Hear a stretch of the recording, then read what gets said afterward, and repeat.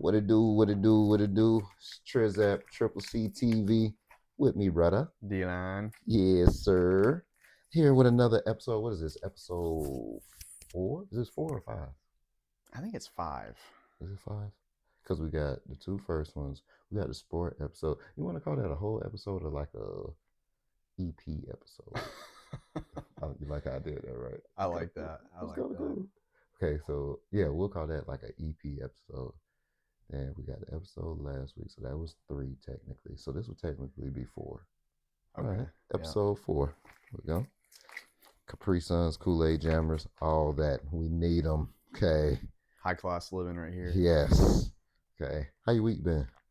It's been pretty good. Pretty just normal adult week. Definitely felt that. Man. Which I don't always have them, But yeah, it's been good. Been gearing up for football season, obviously, which is now underway. Mm-hmm. Thank God. It's a good time to be alive. And basketball season is right. Basketball starts next month. Like it's crazy. Right there. Which brings me to the first thing. Today we're just gonna cut it a little short. We're gonna just do probably sports and finances. Which one you want to start with, sports or finance?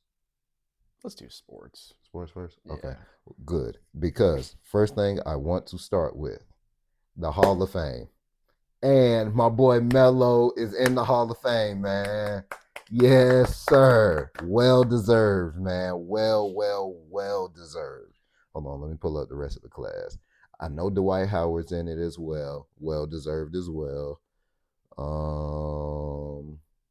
I'd like to see a special featured section of just his Hawks jersey for the 15 minutes he was on the Hawks. Because those Hawks jerseys were pretty sick. And I know a lot of people got some custom Melo Hawks jerseys. I'd like to see a little feature of that. What? And Dwight Howard was on the Hawks too. He was. He definitely was. Same era, not the same exact time. But... That is crazy. Okay, let's see what to know about. It's only 5 people being inducted this year, which I like. We don't need a big old class every year. Mm-hmm. It's not that many people in the Hall of Fame. It shouldn't be many people in the Hall of Fame. Yeah. Some of these people y'all be letting in the Hall of Fame, basketball and football. Sometimes it'd be like, I don't think he was really Hall of Fame worthy, but I digress. Basketball is like a little bit of a unique sport because it is the Basketball Hall of Fame and not. I mean, I guess the NFL it's pro football, but pro football is the NFL.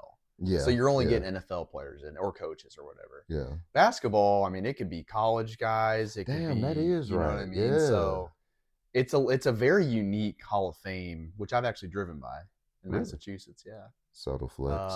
He get one every fucking week. Subtle flex, man. Got to, man. That's what they're there for. That's a fact, though. But yeah, is it Springfield, Massachusetts? I think it's somewhere. I think that is. I think that's it. It's a cool building. Never been to the NFL. I'd never gone through Canton, so I'd never went past that. But I'd like to for sure. Okay, so I have the 5 people being inducted. Okay, we got Melo number 1. He's the headliner. It's my boy. Yes, sir. He averaged for his career. No. In Syracuse, averaged 22.2 and 10 rebounds, 10-time All-Star, 6-time All-NBA recipient. It should be more in my opinion, but whatever. Member of the top 75 anniversary team for the NBA. That's what's up. And then they pretty much rounded out there. They go into some other stuff. How many All-NBA was it? 6. 6. That's a little surprising, but man, Ford was stacked for so long. That's why. And it really it still is. It always kind of is, but back then, man, I mean, you had LeBron, KD, Kawhi, Paul George. Yeah, but Melo for a nice minute, man. He was definitely up there. That's why I'm like, I don't know. I feel like it should be more, but because of, like you say, because of Bron, it kind of mixes up. But still, to me, even with that, other than Bron, definitely other than KD, because by the time KD really started, getting his just due. Melo was kind of on the decline, Mm-hmm. but damn sure with Bron. If Bron was one, Melo should have been second, and if Melo was first, Bron should have been second. Just they should have been flip Yeah. flopping that around. Just my personal opinion. But we all know how I feel about Melo. That's probably my favorite player all time, literally. Um, over 19 seasons, he averaged 22.5 and 6.2 rebounds. A bucket. Okay, just a bucket. And Okay. he was like, the thing is, he was in the league when scoring was not nearly what it is now. Yeah. Like And when when it was he, harder. yeah, when he was in his prime, I mean, the league was a lot more defensive. Mm-hmm. I mean, like really good teams were scoring like 110 points a game. Now they're scoring 130. Yeah. So scoring 23 points a game was like you're one of the Yeah. best in the league. Hell, back then, if you scored 110 points, that was a very, very high scoring game. Yeah. It was normal to have a game that was like 75 to 80. Oh yeah. That was just normal. Yeah. Like. I mean, like LeBron on the Heat. Like I think back to those Pacers Eastern Conference Finals series, and it was 90 to 86 type of Yeah. thing. You know what I Yeah. mean? So it's crazy what the league's become now, but And that's over 19 seasons. yeah. 22.5 and 6.2. That is crazy. But Melo in the Hall of Fame, well deserved, man. And got 4 Olympic gold medals too. Okay. Dwight Howard, he got in. Let me see. Do they have his averages? They don't have his averages over his career. But another one that he was an 8-time All-Star and 8-time All-NBA selection and was the rebounding champion 5 times. I'm not gonna lie. I kind of feel like he should have had a little more too. Well, no, that's Center's not right. tough because it's like there's only 3 totally get taken for all NBA. Yeah. I mean, he was definitely one of the best centers in the league, Well, or the best, well, really, no, you for got a to think while. about it though, because that's around the time when they changed it from like just straight center when they went positionless and they just kind of made them big men, Yeah. which I really didn't like that either because now it's certain power forwards and people who getting left out because now it's just big man. Yeah. You know. It's hard. I mean, and part of that adjustment's just the game change. Mm-hmm. Because back when like Carmelo and LeBron were young, having a guy like Luca play point guard, that wasn't happening. It only happened once with Magic. Yeah. In between, And Magic. even then, like, I mean, he obviously fit the bill more of like a small forward type of guy, but yeah, definitely. But yeah, he was really the only exception. And then you look at a guy like Giannis too, well, like Penny, right now. Penny. Yeah. Penny was, he had a lot of size. What was he like 6'6", 6'7", 6'5", somewhere around Yeah. there. I mean, that's like what Reggie Miller was too. So I mean, so but all of them people, it was like very spread apart. right. Like it wasn't happening all together. Like if you think about it now, we got Luca, we got SGA, which SGA he's pretty long, pretty tall. Bron, I mean, Cade Cunningham is a little bit non-traditional. Okay, Bron, it's normal to see Bron run point. It's just normal for that. Hell, Jokic, like Jokic actually brings the ball up. He actually kind of he doesn't play point, but he plays point. You know what I mean? So it's kind of the game has definitely changed. Yeah, definitely changed, and it's crazy to see how much it's changed in hell the last 5 years. Yeah, let alone 10. There's been some interesting experiments too, like those Rockets teams. Yeah. Specifically the one where Russell Westbrook was on there, when he was essentially the center because he was the non-shooter. Yeah. And man's like, there were times when that offense was unstoppable because of that.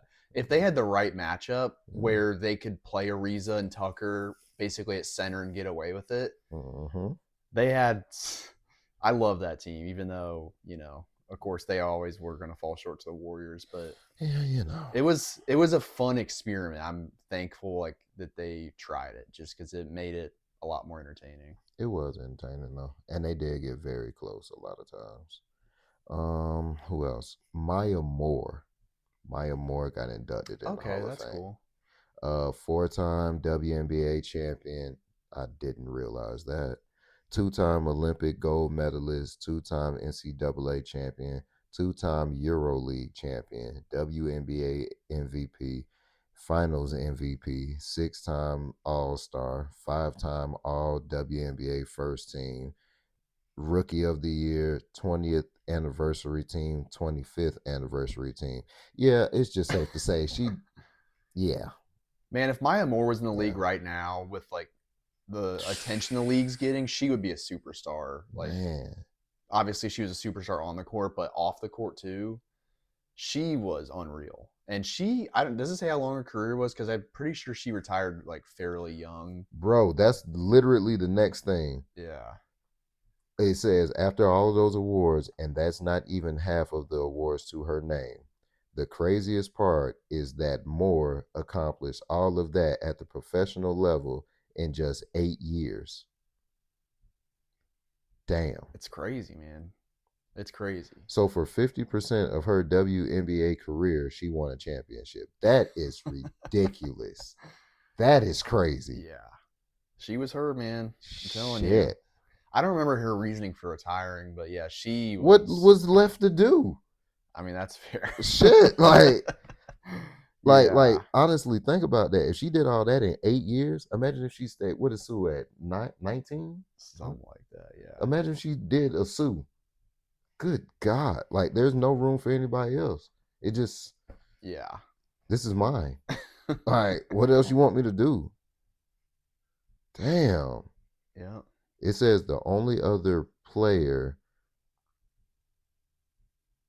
who can say that is Bill Russell, who won a title in all but 2 years over a 13-year career. Yeah. That GOAT status. Dude, I just saw a GOAT clip of Bill status. Russell last night. Man, I forget. Was it in color? Yeah. How the fuck don't we have Wilt's game? How do we not have that? We could have an entire podcast about that, and we should someday. Like, and I love Will. I'll take Will over Bill Russell any day. Just my personal opinion. But how do we not have any footage? We have everything of him except that game. Yeah, bro. That is. I think that was made. It, you know. I don't want to say it's made up, but it's. It could have been like, hey, you want to play a funny joke and take a picture, and see what happens. Like more and more and more and more, it's starting to seem like that. Yeah. But I do believe he did it because the man did average 50 in his third year in the league. Yeah. That is ridiculous. But yeah, Bill Russell, I forget who he's talking to, but he was talking about Jackie Robinson and how he was like a pallbearer when Jackie Robinson was getting buried. And I guess he didn't know why. And Jackie Robinson's wife, I think, said that Bill Russell was her favorite athlete, which that's got to be which is like, shouldn't be surprising to him considering all he accomplished, but it's pretty cool to see that. It says Maya Moore, it says she originally stepped away from the game as kind of a hiatus because she, like I said, pretty much accomplished everything she could. She took a hiatus to focus on criminal justice reform and just honestly just never ended up coming back to basketball. Interesting. And just only officially retired in January 2023. So yeah, pretty much I did everything I need to do. I'm gonna go do some other shit and I'm gonna let y'all actually try it now. Because if I stay here, nothing else is gonna happen. Like that is basically how I'm taking that. Yeah. Like, yep. There's no other way. I mean, winning a title every other year basically it probably would get boring. That is crazy to say. It's crazy to say, but like think about it, man. I could. Yeah, everyone wants a challenge in life, and if you're just dominating all the time, like it'd be cool for a while, but eventually be like, all right, maybe we'll try something else. Oh, and her now husband ended up helping him from being wrongly accused of murder after serving 22 years of a 50-year sentence. Man. So she started helping him before, and then they got married? I guess so. That's pretty sick. That's a cool story. Yeah, just step away. You got it, She should girl. be Hall of Fame of life. Like, I just mean, she's go got some ahead, bro. time still, but like, Like, yeah, I'm interested to see what she's doing next because yeah, that's good shit. Good shit, Maya.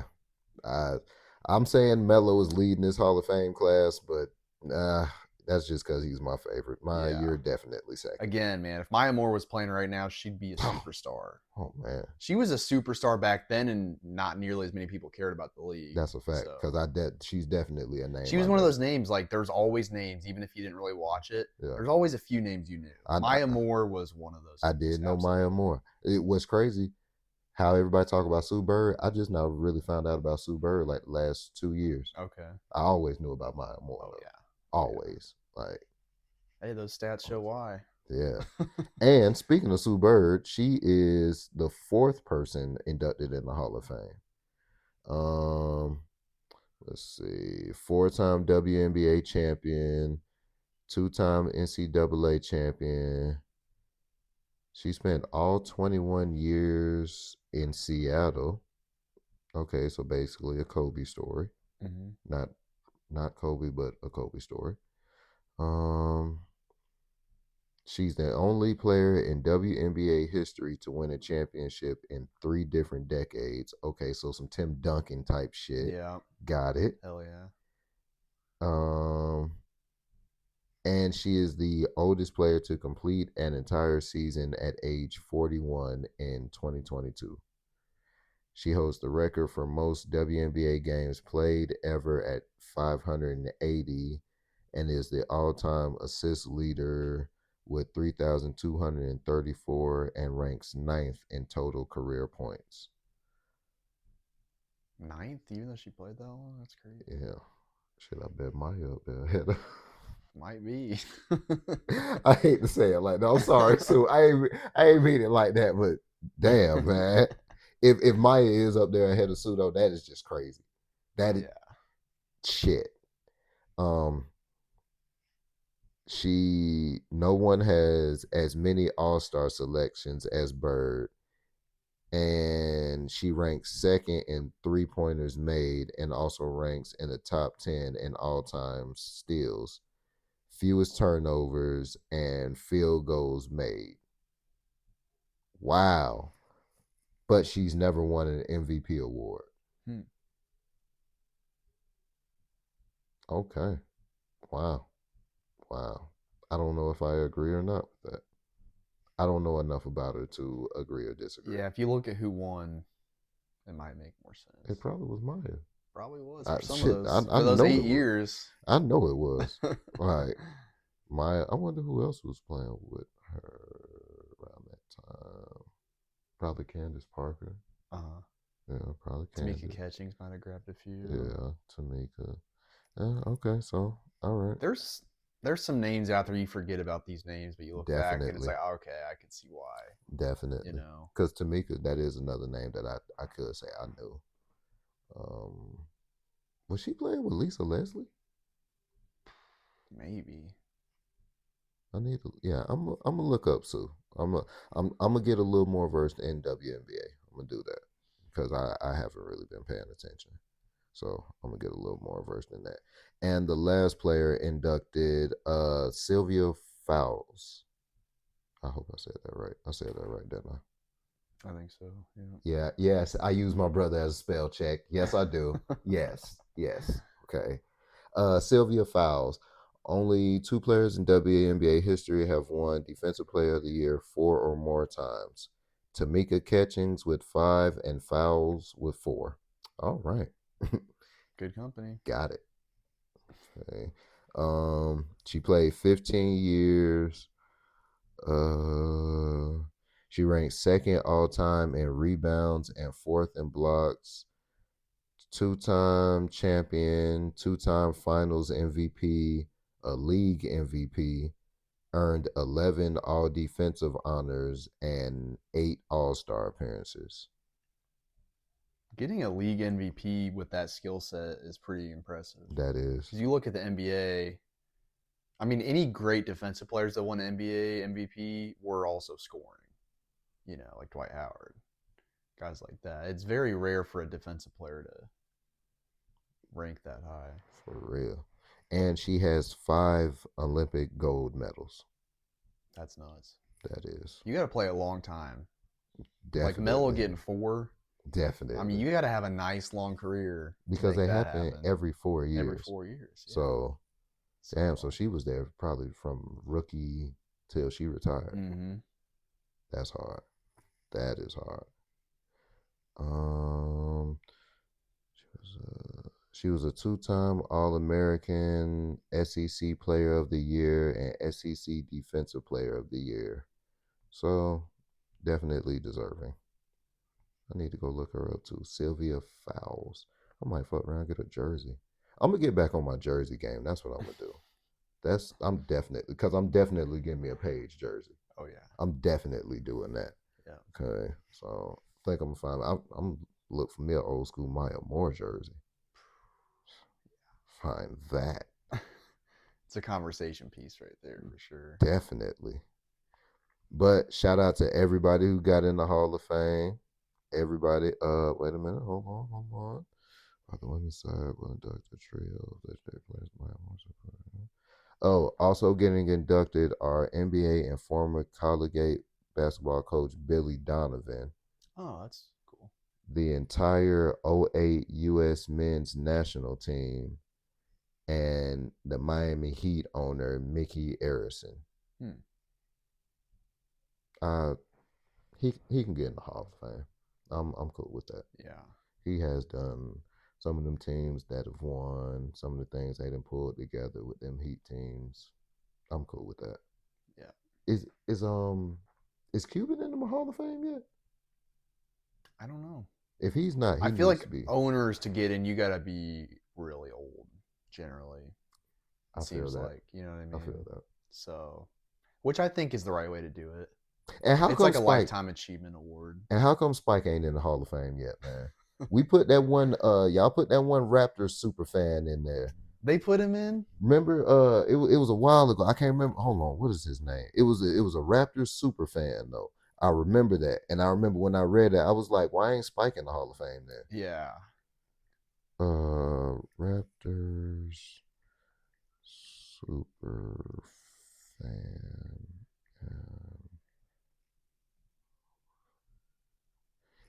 Nav Bhatia. Mm-hmm. He got in 2020. So right after they won the finals. Yeah, well, come So on.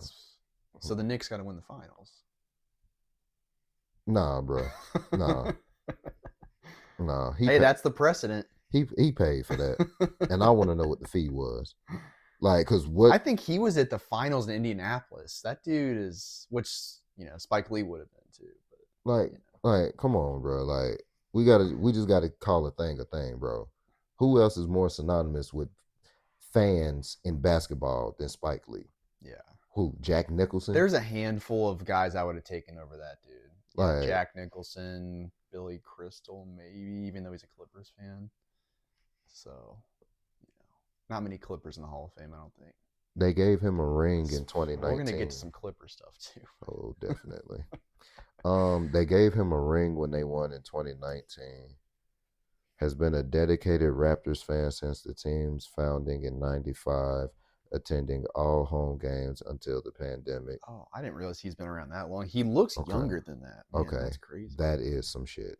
Yeah, attending every single home game. He looks younger than that, man. Unless he started really young. Okay. That's nuts. I mean, okay, knowing that he's deserving. Well, no, I never said he wasn't deserving. I've just always had the question, why isn't Spike in the Hall of Fame? Yeah. That's just my question. If you think about fans, yeah, Spike. I mean, like, you go back and watch like the Hicks versus the Knicks ESPN documentary. I mean, Spike he's been involved more in the games than probably any other fan. Yes. For better or for worse. Legendary moments, like legendary moments. How do you not have him in the Hall of Fame? Yeah. So I just still, Adam Silver, you be on a lot of things, you get a lot of things right. Get that one right, please. All right. What we getting into first? Murray Cooper. Murray Cooper.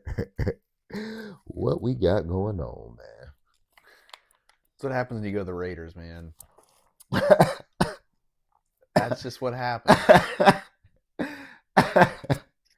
I mean, Jacoby Myers, who's been their best receiver for pretty much ever since Amari Cooper originally left, for the most part, is like Oh, asked man. for a trade, and then Oh. was interviewed like last week, and he's like, "Yeah, I asked for one. They said no, so here I am." And Amari Cooper's like, "I'm not pulling that same thing." I'm not doing this. Amari Cooper signed with them willingly Mm-hmm. and got in there for about 3 weeks and was like, "You know what? It's time to move on. It's time to move on from the league in general." And that's what the Raiders can do to you. Even though they're kind of turning the tide, they got Pete Carroll in there, they got Tom Brady now involved. They got Really? he's a part owner. Nice. Yep. Nice. They've got some young offensive talent. They got Geno Smith in there, but he's like, you know what? You know something? Not nice. It's cool for Brady, and I'm all for players getting ownership. For everything he's done, he should be with the Patriots. He just should be. And that's like I feel the same way about Peyton. For all he's done for India, now he should be with the Colts. Yeah. Like some of these players, and especially all that they've given to these teams, y'all need to have them in the front office. Y'all need to have them around these teams. Y'all make it right. So he's a part owner though, and I don't know if Bob Kraft would ever sell his ownership to anybody. That's the thing. But to be a part owner, all you need is a percent. Right. You can do that for Brady. You get what I'm saying? You would think. You know what I mean? I mean, Bob Kraft, like, you look at how Belichick, which we're going to get to him, you look at how that whole relationship went and is currently going right now. But I mean, I don't know if it's Bob Kraft. I don't know what's going on, but it seems like he's kind of cut ties with that era, which is nuts considering all the success they had. But that's what an ego will do to a man. Yeah. I mean, especially a rich man. Grossly rich man. Yeah.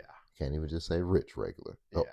You're an NFL owner. And matter of fact, not even rich, wealthy. Okay. Yes, it's a difference between those. It is a different level, absolutely. Okay. Yeah. You got rich and then you got wealth. Yes. It's difference between those two. Yeah. But yeah, Brady, he should definitely be over there some kind of way.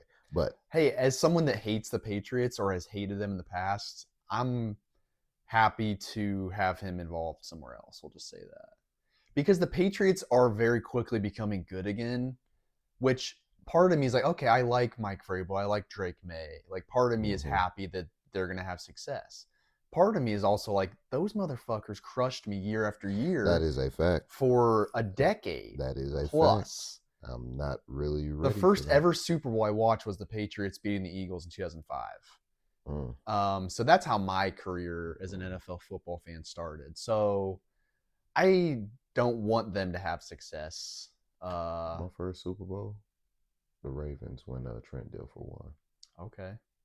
We just moved down to Florida too. And they played the Bucks, right? I think they did. No, I think it was the next year that the Bucks won. Oh yeah. I can't remember who the Ravens played, but I remember. I just remember seeing the Ravens. I remember it was a newspaper article and they had the Ravens. I can't remember who they played. Was it Carolina? It might have been. That is okay, because that's gonna bug me now. Because the Bucks did win with Gruden as the coach the year after Tony Dungy came here. Mm-hmm. So it was around that same time. Well, was it 2000 the Ravens won? I think that's right. Yes. The Bucks would have been a few years, like 2004. Yeah, because that is really... No, Carolina lost to the Patriots. That was their Super Bowl loss. And that was Brady's first year, I think.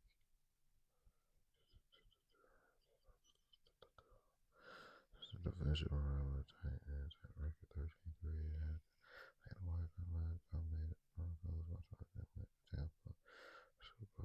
Giants.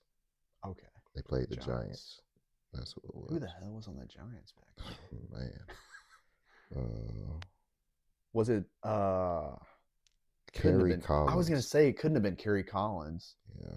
Kerry Collins, shout out to him. Got the Colt Andrew Luck. Thank you very much, Kerry Collins. Appreciate for you. being horrendous. Thank you. He was great on Tennessee when we played him, and then he comes here and is horrendous. But thank you for Andrew Luck. Ron Dixon was the only touchdown scorer for the Giants in that game. Sounds like a fullback. Don't know if it is, but it sounds like a fullback. Probably. The Ravens won 34-7. Beat the shit out of them. Trent Dilfer, shout out to him for sticking around for that ride. Definitely. Because that was certainly a defensive Super Bowl. Definitely. I wonder what did he go in. So I'll look that up another day. We're not even going to get on that. I'm not going to kick. Getting down these old sports rabbit holes, they really can suck so much time away. Man, because you be like, because then it's like, oh, let me look up the roster. Who was the running back for this Ravens team? Oh, I remember him. Oh, where did he go to college? What was that college roster? I'm telling you, so we'll leave that alone for right now. But Mari Cooper, shout out to you. Great career, man. He had some insane games. Was never like insanely consistent. Like he was never really one of the best in the league because he just wasn't that consistent. But he had some 200-yard games. I mean, he had some awesome years. But then again, with not a lot of good quarterbacks, especially in Oakland. I was gonna say, but he played with the Raiders. Yeah, so it's only so good. He had like Derek Carr, and was okay. Shit. Like he had some other quarterbacks that weren't so good. Pretty good in Dallas with Dak, but yeah, shout out to him. Good career. Wish you the best in your next endeavors. Get the fuck away from the Raiders. Get away from Vegas in general. Probably a good. That is crazy. I do want to go to Vegas for a Raiders home game. It's a really cool stadium. I know. Didn't go in it. I actually was past it. Yeah, I was out there. I think it was the week before the Colts played there or something. And I was like, man, it might be cool to stick around because my brother used to live out there, so we were seeing him. And it's like, it'd be cool to go to a game, but I think it was the first year that they were there. So it's like, $300. Yeah, I was gonna say, I'm good. I know them tickets were high. If the game was here, it would have been $80, but out there, yeah. So like, I can watch it on TV for free. Yeah. So I would like to go to a game out there. Yeah. I think that'll be lit. Yeah. All right. Jalen Carter and the Eagles in Cal. First, did you watch the game? Oh yeah. How was the game? It was good. It was good. I hated having to root for the Cowboys because really with the whole Micah Parsons thing, I've just been like so anti-Cowboys. But I'm even more anti-team that just won the Super Bowl most of the time. And the Eagles qualify this year as that team. So I was rooting for the Cowboys. They almost pulled it off. But they're the Cowboys. So their best player dropped 2 massive passes in the fourth quarter. So what are you going to do? Yeah, can't win like that. You just can't. How was Dak? How did Dak He looked good. He looked good. Obviously, 2 big drops. Really, the stat line doesn't look as good for that reason. But he looked pretty good. First game back after missing a lot of games last year. So he looked good. How did the Eagles look? They didn't look great. I mean, they almost lost the Cowboys. I think kind of puts that in perspective. Okay. So I think A.J. Brown had 1 catch for like 9 yards or something. Can't win like that. And then I don't think Devontae Smith had a great game either. I mean, it just wasn't a good offensive game in general, really. So, yeah. Yeah, I don't think Hurts threw a fucking touchdown, which I definitely had a ticket in. He ran for 2. Great. He didn't throw Yeah. Good shit. That's the thing about Jalen Hurts, and like fantasy football really skews some of the data here, because on a fantasy perspective, he had a great game. He had 2 rushing touchdowns. But you look at the passing numbers, which is always like this with Jalen Hurts, where it's like he has some stretches where he looks awesome, and then there's some games like that where he gets his 2 best receivers 2 catches throughout the game total. He went 19 for 23, 152 yards, 14 carries for 62 yards, 2 touchdowns. 150 yards passing on 23 attempts is ridiculous. That's just a bunch of screens, basically. Yeah. I mean, that's like 5 yards a pass attempt. That's pathetic. So, like, yeah, that's the completion percentage is great, but when you're Yeah. throwing Yeah. 5 yard passes, it's pretty easy to do. Like, and that's kind of the problem that I had with the whole Cam versus Jalen Hurts thing. That That's you kind of can't. I'm telling you, man. Like, I understand what the impact Cam has on people. Like, it was always like that when he played. There was always something to pick at, and I kind of understood it because like he was very flamboyant and all that. That dude was the MVP and went to the Super Bowl with like I'm not even nothing. going to ask you to pull the Panthers roster up because Nothing. it won't mean much to anybody. I mean, the team he had around him was on offense. Defense is really good. Yeah. Yeah. On offense, there was not a lot of pieces. Jalen Hurts just won the Super Bowl with a 2,000-yard running back and probably at least the most talented. I'm not going to say the best, but the most talented running back in the league right now. Yeah. And probably of the past like 5 or 6 years. Mm-hmm. And two very good receivers, plus probably the best offensive line of football. Yeah. Yeah. You put Cam on that team, it would have been 80. It would probably would have been 80-19 or whatever the Chiefs ended up scoring. They would have never let Cam would have never had that team. They would have never let Cam get all of that. Yeah. Like that is a lot. And that's not a dig at Jalen Hurts. I like Jalen Hurts. Okay. This is not a dig at him. But we have to remember Cam Newton. Like, let's not get beside ourselves, y'all. Yeah. Imagine if Cam actually had a number one receiver over there. Again, I like Steve Smith. Imagine if Cam actually had a number one receiver over there.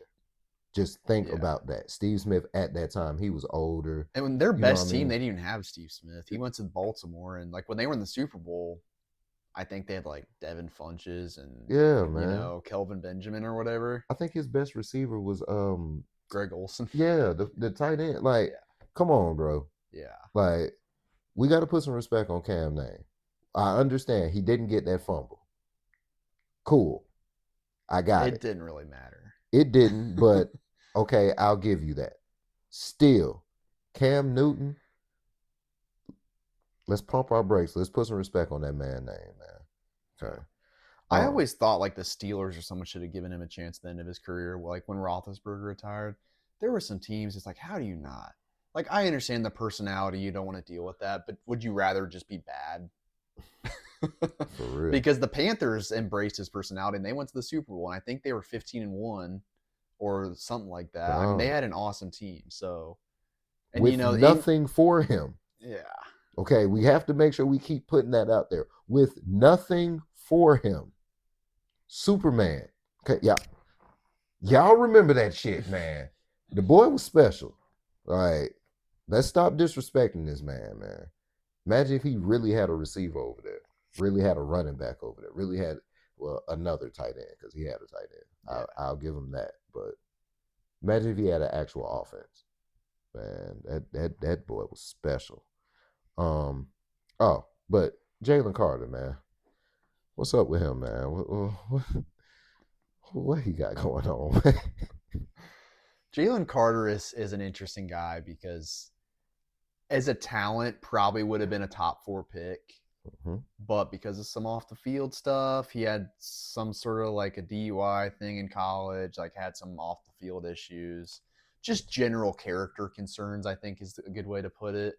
Ends up falling in the draft to like, I think it was 9th, which is not that far of a fall. Oh. But when you're talking about a dude that was probably the best talent in the draft or like one of them, that's a good slip. It's a good slip. And the Eagles take a chance on him, which is they're a team that can afford that, obviously, because they have such a great structure and they've just been one of the best organizations in football for a long time. Mm-hmm. So that's a team that can afford to bring a guy like that in and take a risk, And hey, he helped them win a Super Bowl, and on the field he's been unreal. But first game of the season before the plays even start, he spits on Dak Prescott and gets ejected. So, that's just what happens when you take a risk on a guy like that. First game of the year, it didn't really matter. They still won the game, but they gave up 2 rushing touchdowns in the first quarter, and if he was out there, that probably wouldn't have happened. So, I did see a little post or something like that where they said that it may have, or at a different camera angle, it may have looked like Dak actually was the one who started it or did something first or some. I don't know. yeah. I didn't get a chance to watch the game. I'm just reacting. I'm leaning heavily with my brother. I know y'all see it in my eyes. I'm tired of shit. Okay, long week, long, but you got to figure it out, man. You just got to figure it out, bro. And at the end of the day, man, it's Dak. He's like God's gift to shit NFL. And he's a quarterback, too. Quarterbacks always get extra protection. That's what always. I'm saying. He's the Cowboys quarterback. You can't do anything to him until the playoffs. Playoffs, fair game. Yeah.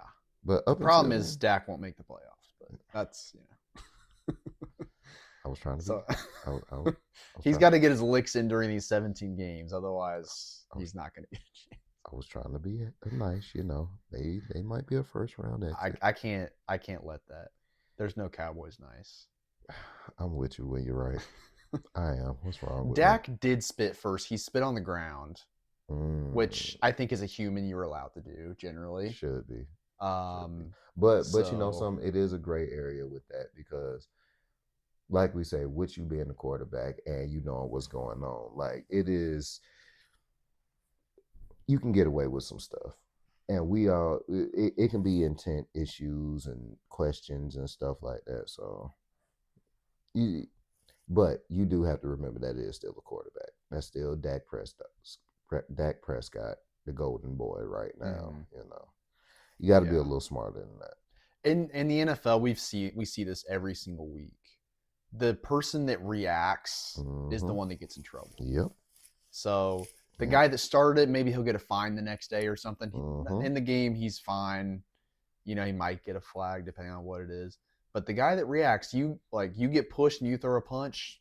Yep. The guy that throws the punch gets in trouble. That's just how it works every time. So you just, especially like defensive tackle, those guys, like I know they want to get dirty, want to push and shove and cause issues, but you got to understand the consequences of that. That's a fact. Like be smarter. Just be smarter. You're on the championship. You got a ring, bro. He's playing with house money. Maybe that's how he's looking at it. That's a fact. that could be it. But he hasn't gotten paid yet. He's on that rookie scale deal. So how many years has he been in the league? This is his second year, I think, or third maybe. So he's young. He coming up on it. Oh yeah, he's coming up. Yeah, you gotta get it in order, bro. Get to that second contract. You get to the second contract, you do what you want. Yeah, but you get paid. Because when he gets paid, it's gonna be. He's gonna get paid. Probably, 150 mil. Yeah. So you get that bag, then you start spitting on people. That's a fact. That's what Albert Hainsworth did. That's what Ndamukong Suh did. Yep. You get paid, and then you start causing issues. That's a fact. Okay. And that's just a general life thing too. That is a fact. Get paid first, you guys. Do not mess up the bag. You want to, Get paid. You want to cause some issues. You can do that, but just get some stuff first. Get paid first. Always get paid first. That's coming from us. Yeah. And invest it, Okay. Definitely put it somewhere they can't take it. Definitely. Okay. Which is harder and harder nowadays. Put in Bitcoin. I mean, you don't have to, but put some. Just in case.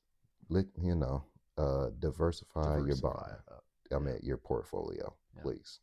All right. What's your thoughts about all these foreign NFL games? It's fun, man. Like I really want to go to one. And the Colts play in Germany. They played in Germany last year. I just love Germany, and I would love to see a Colts game in Germany. Obviously, it would cost a couple racks, probably at least. But would Germany be your first choice of all the places? Where all have they been? So Germany. They've played in Mexico City.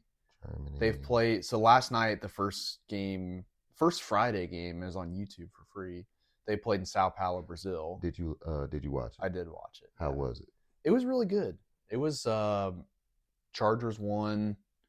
Just a great environment. Like that's kind of the point I wanted to bring up with that was these foreign NFL games are so fun to watch because it's a sold out show no matter what. Mm-hmm. Everyone's wearing different jerseys. You know, it's Mhm. kind of fun just to like see all these foreign people like They're getting involved. appreciative. Yeah. They're just happy to be Yeah. there, man. That's what's Yeah. cool because like England, you know, they started up playing in London every year. Yeah, Which yeah. they've been adding more and more games, it seems like. Those fans have always been subjected to the worst teams possible. Like, I mean, how many years has Jacksonville played over there? It's like I don't know. Every year since it started. Yeah. That is a fact. Yeah, they might as well just split their time between Jacksonville and Actually, England. I at thought this they point. were for a point in time. Because I thought the owners for Jacksonville, I thought they're from over there. So The owners, I don't know where Shad Khan. I think they're from the Middle East or something. or at a point in time, I thought I remember. I don't know, or they got an exclusive deal, and that's why they were over there so much. I can't. They remember might because what. they play there a lot. Yeah, I remember like seeing a report or something about that before.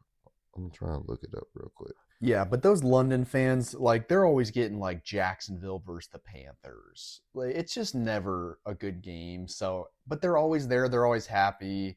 They always sing country roads. Like, they always like are very just into American culture for that moment.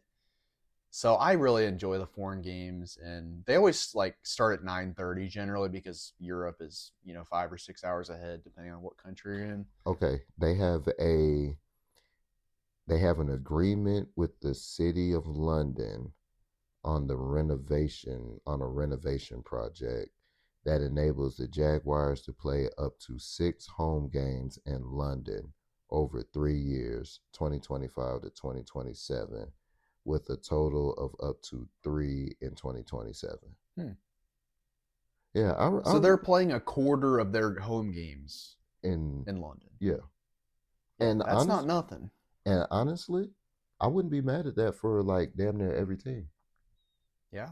Like just a different country, different city. You know what I mean? Something like that. Like however they could make it happen. So what would be cool? I don't know how this would work logistically because I think they always play in Wembley Stadium.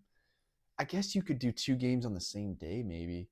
If you had 4 teams that went over there for 2 weeks and then had 2 play each other and then played like the others the next week, you know what I mean? That would be interesting. That would. If you had like, because they start at 9:30, which over there is like 2:30, I think. If you did like a 2:30 game and then whatever 5:30, have a night game, do that 2 weeks in a row, and you could just cycle through that. Where you have 4 teams over there for maybe like a 2 or 3 month stretch of the season, and then do 2 games every week, and then reverse the teams and all that. That would be pretty interesting. That would. Matter of fact, how do they do division games? Like how many? Because don't you play everybody in your division twice? Yeah. Right. Mm-hmm. So what if they did one? If they just did it for the whole division? Oh yeah. You get what I'm saying? That'd be interesting. And just have like a featured like 2 weeks where it's like the AFC South is over. Yeah. That would be cool. I actually like that. That could work. And then they could pick different city for each division. Mm-hmm. Like since Jaguars are already in London and all that, AFC South in London. Mm-hmm. Then the NFC South, they could Mexico City or you know what I mean, just do it like that. Yeah. I think that would be cool. That would be cool. I like it. Mexico City, I feel like you could space it out more because it's North right America, there. You know? Yeah. When you're flying 6 hours over to London, like you don't want to go back and forth every week. No. Even though like if you're flying from Tampa Bay to Seattle, that's probably a 4 or 5 hour flight right there too. Yeah. But yeah, it's Mexico City and even Brazil, maybe you can get away with spacing out a little bit more. But yeah, over in Europe, it'd be really cool to see that. Because they've done Germany, I think they're doing Berlin this year, and that's where the Colts are playing. And then they played in Frankfurt a couple years ago. But like that's the thing, you just take all these soccer stadiums and turn them into a football stadium. That's it. That's all you got to do. So There's plenty of soccer going on over there. I can Ah, tell you that. you know what they could do? Since Mexico and Brazil, since they're not as far, they could use them for like playoff games, They could. and then save like all those far games for like season games. Yeah. Now The that would only be issue cool. is you lose the home field advantage with the playoffs and that.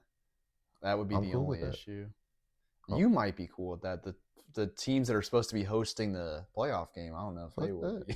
Fuck that. Because I want to see the best. I want to see the best team. Yeah, Like because you already lose it in the Super Bowl.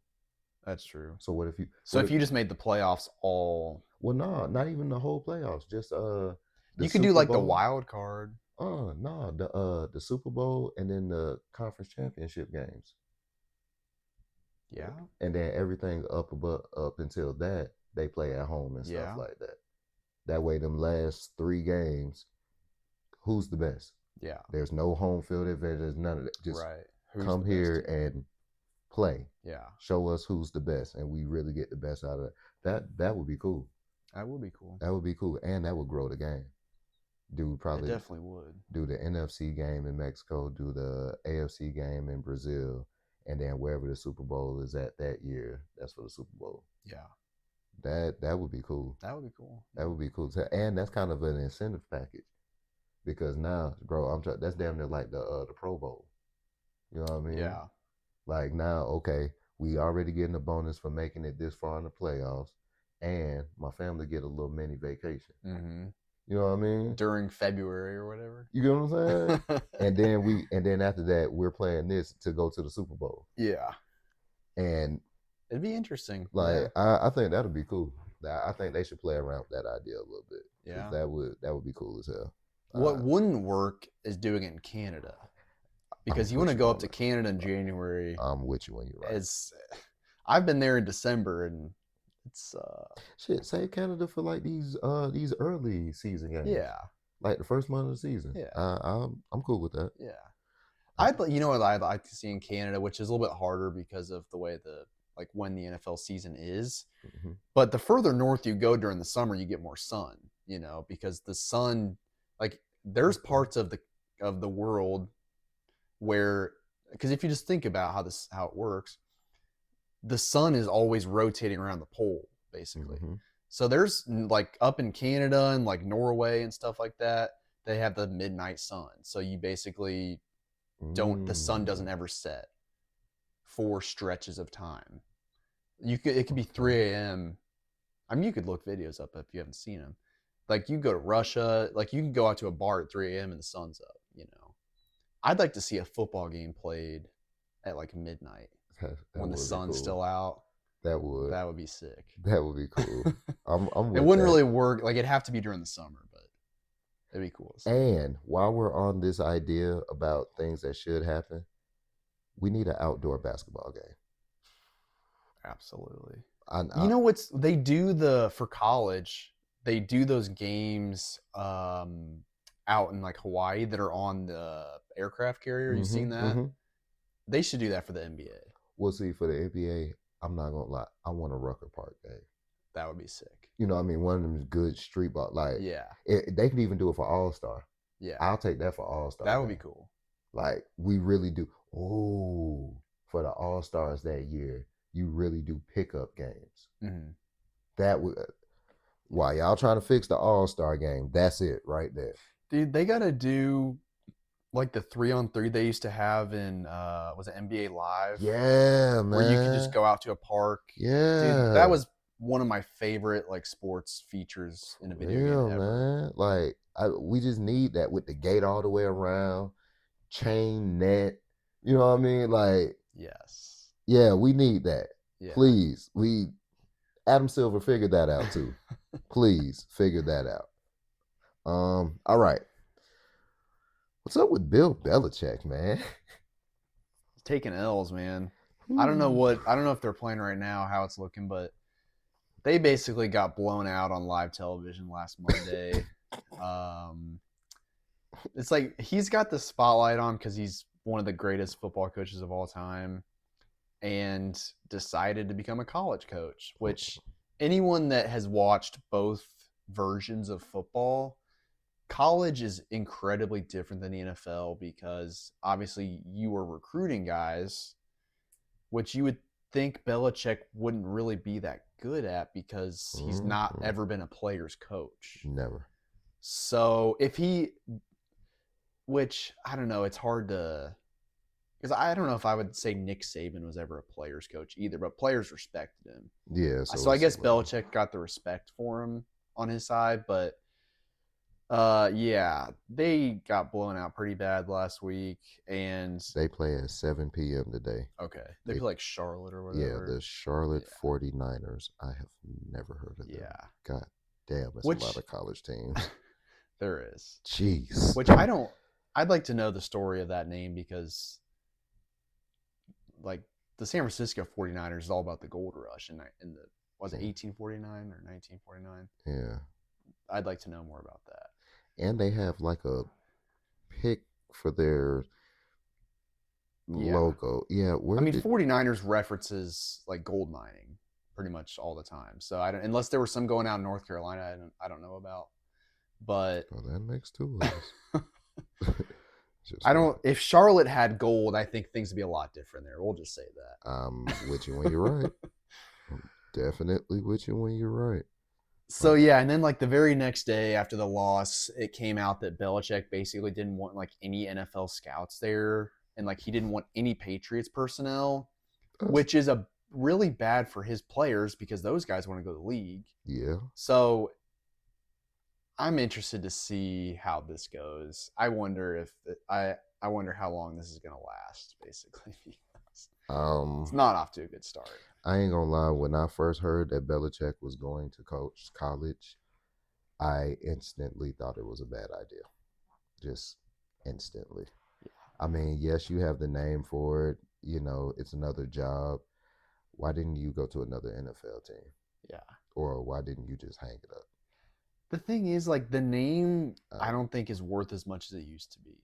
Because if you look at how the whole thing with the Patriots ended, so basically Tom Brady leaves, and a lot of it is to do with Belichick.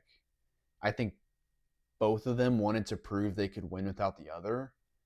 And Tom Brady literally did win a Super Bowl without Belichick. mm-hmm, Belichick drafts Mac Jones, who mm-hmm, sucked, mm-hmm. and did that for a few years and then was gone because it just wasn't working out.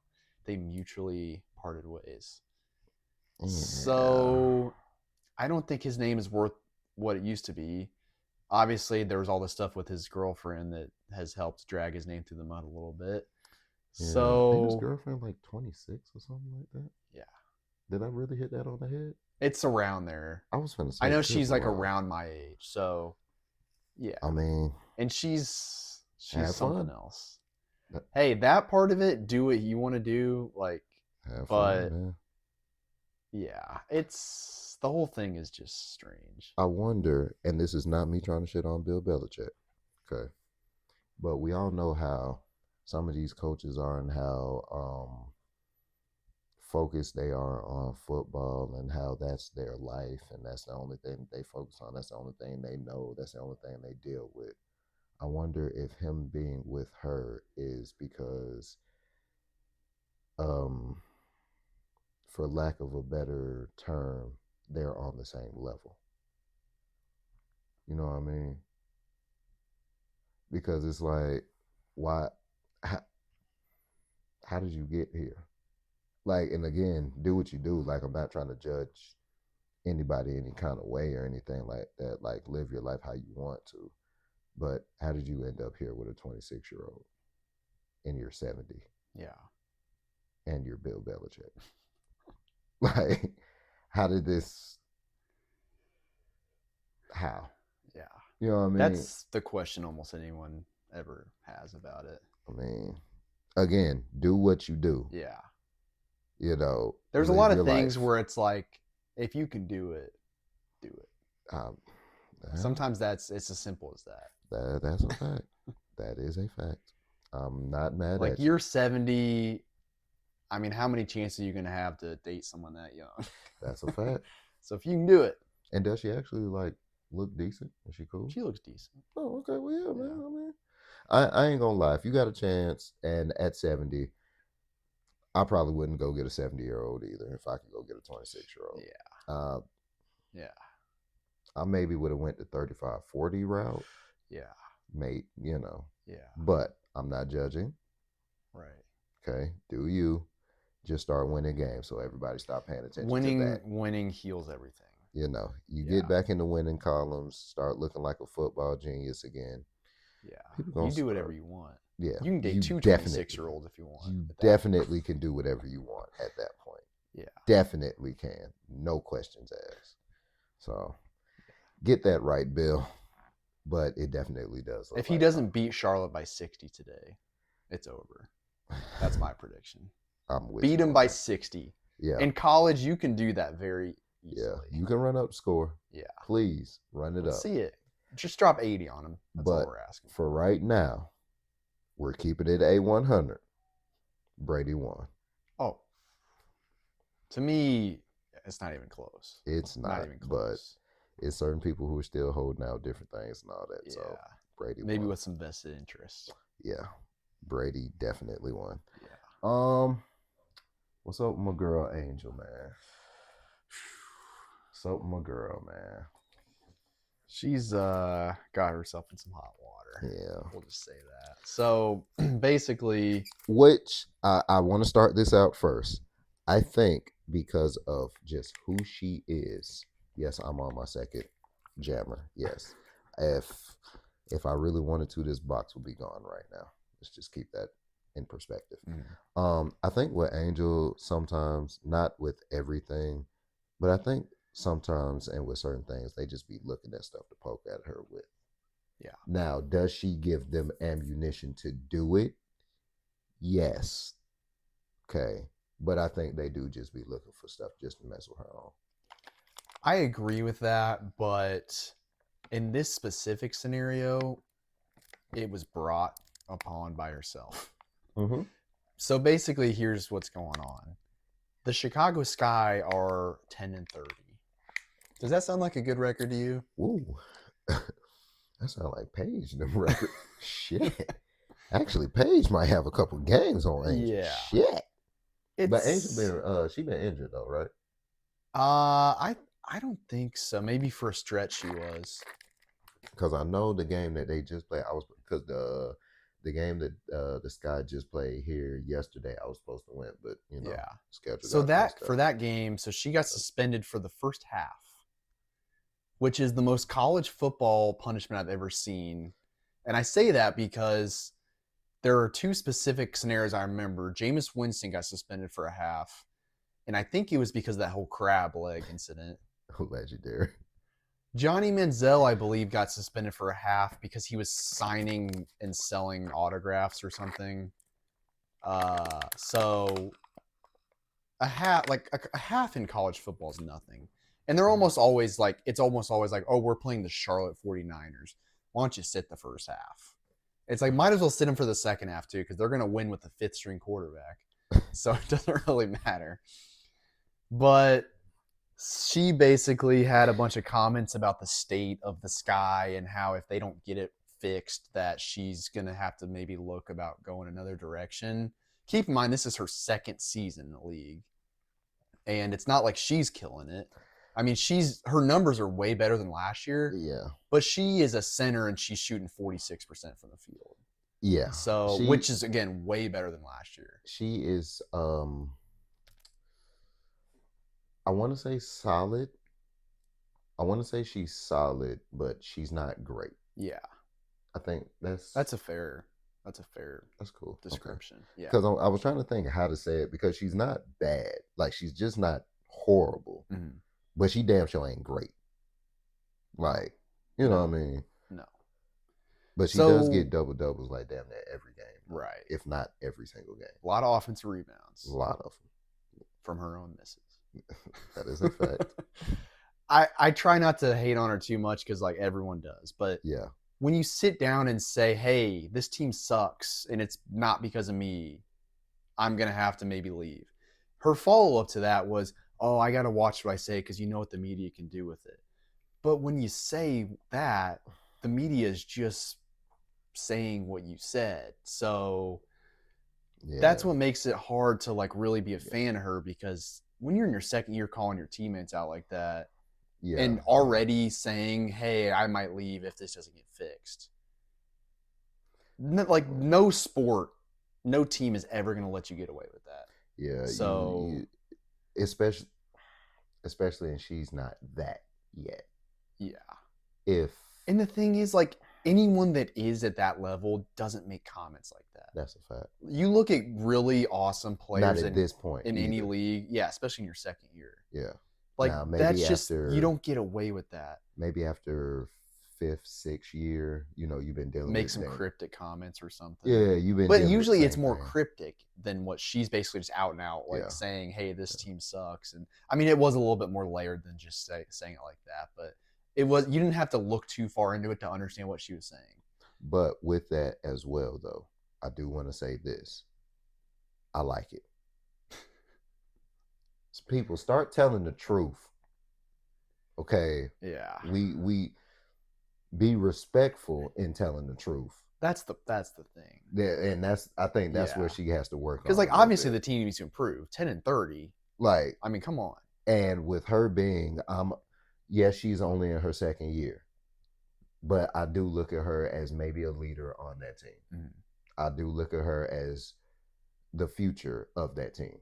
Maybe not the whole future, but she's a part of the future. So I do like her saying, hey, we need to fix this. We need to get, figure this out.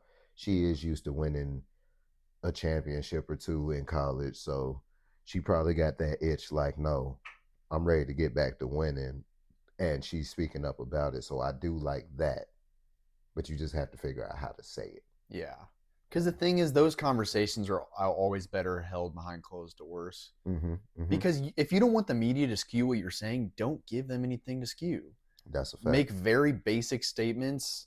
Like, obviously, the team sucks. You want to say they got to improve. Mm-hmm. That's great. That's true. Say that you need to improve as well. Mm-hmm. Like, just learn how to be a better leader with your words. Yeah. Because when you're saying, hey, we can't rely on certain players and we got to get better, that's just, yeah, you can't. You want to be like, that's something you say when you're 10 years in the league. Yeah. It's like, hey, this young gun, we gotta get more out of her or whatever. Mm-hmm. That's something that a lot of players said in different leagues. That's totally different. Yeah. When you're in your second year saying 10-year veterans need to get better, that's complete opposite of how it's going to work, and no one's going to respect your voice. And you're not great. If she was shooting 70% from the field and like, mm-hmm. that's totally different. If she had A'ja Wilson numbers, yeah, and was in her second league and said these same things, it would be looked at a lot different. Yeah. And they wouldn't be 10-30 also if that was the case. If she was Maya Moore, she could have got away with it. Oh yeah. Because I bet if Maya would have said this her second year, everybody would have, well, we just got to get better, you guys. Yeah. Maybe the Rook got a point, you guys. Yeah. So, yeah, Angel, you got to, same thing we just said about Belichick, man. Start winning. Start winning your matchups. Start winning your battles. Make it to where nobody has to question what you're doing for the team. Yeah. Once you do that, then I think you'll be able to say some of these things, do some of these things. Yeah. Like, just think about like a second year quarterback in the NFL that's throwing 60% completion percentage, starts getting on guys for drops. It's like you let the coaches handle that. Imagine if AR did that. This is actually, something? AR should. But you know something? Honestly, this is the exact equivalent if AR came out and said that. Yeah. This is the exact equivalent. Exact equivalent, yeah. If AR came out and said these same things, and shit, you can't say that. No. AR is a good example for her because AR I think has handled all this extremely professionally. He has. And that dude, again, is like 23 years old. He has. Very, very young player. Hasn't had a lot of success. Has definitely had people on the team he could blame. Has had coaches he could blame. Mm-hmm. Has been very solid. Has been a good teammate. Has been supportive. That's crazy. Is that where all his training went? All his training went to media training instead of actual. I guess so. That is crazy. I don't even. That is wild. A lot of these guys get trained in college now, especially like playing for a big team like Florida. They're getting trained in college. That's what I'm But saying, though. yeah, I mean, They put all the effort into the media training and just wow.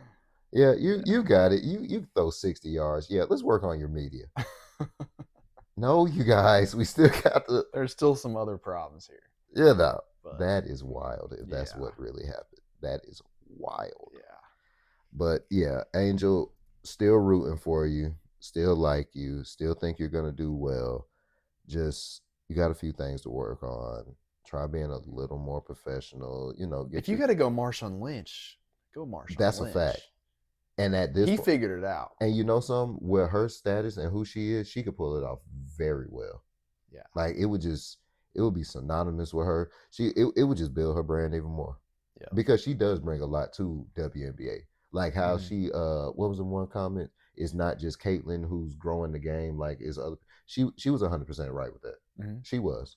She was. Even if she's not as good as Caitlyn.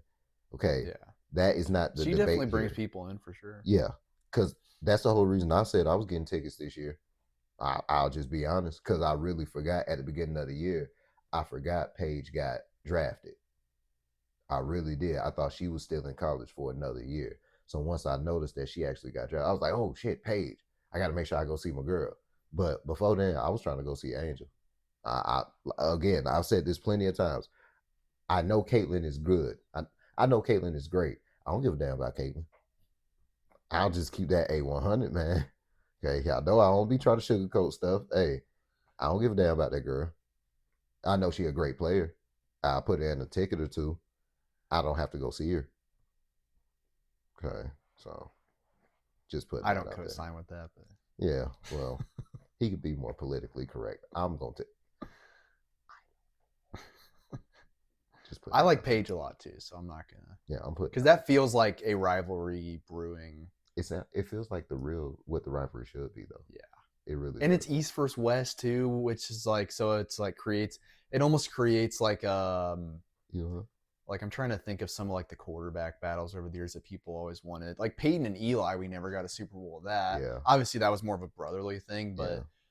a lot of rivalries in sports are in the same conference or division. Did we ever get Brady and Rodgers? Nope. No, that's probably Never another got one. that. Drew Brees and Peyton did go up against each other. That was a pretty good one. But, That was. That was. But yeah, like Brady. I mean, look at who he played. It was like Donovan McNabb, Jake Delhomme, Nick Foles, Matt Ryan was a pretty good one, I guess.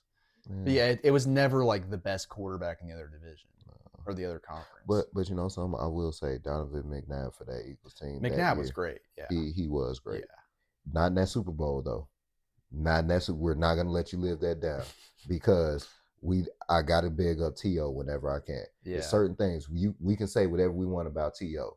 When it came to that football field, there is absolutely nothing to say about that man.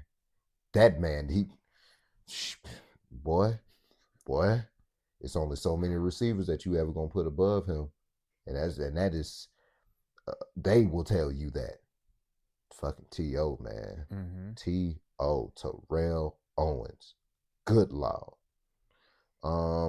Anything else in sports?